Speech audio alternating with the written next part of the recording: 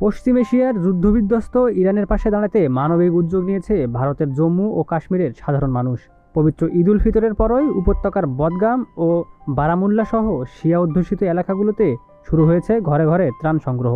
অর্থের পাশাপাশি স্বর্ণ, রূপার গহনা, গৃহস্থালির জিনিসপত্র, এমনকি গবাদি পশুও দান করছেন সাধারণ মানুষ। এই উদ্যোগে সাড়া দিয়েছেন সমাজের সর্বস্তরের মানুষজন। নারীরাও তাদের ব্যক্তিগত স্বর্ণের গহনা দান করেছেন।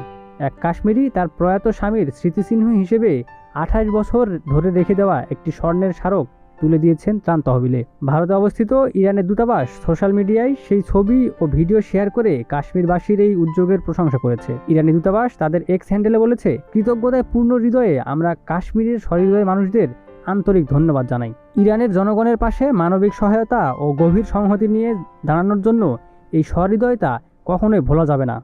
ধন্যবাদ ভারত। কিছু ভিডিওতে দেখা যাচ্ছে মানুষজন একটি কমিউনিটি সেন্টারে সমবেত হয়ে মূল্যবান গহনা ও নগদ অর্থ এক জায়গায় জমা করছেন। বদগামের এই অঞ্চল থেকে উঠে আসা দানকে সম্মিলিত মানবিক সহায়তার প্রতিফলন বলেও বর্ণনা করা হয়েছে।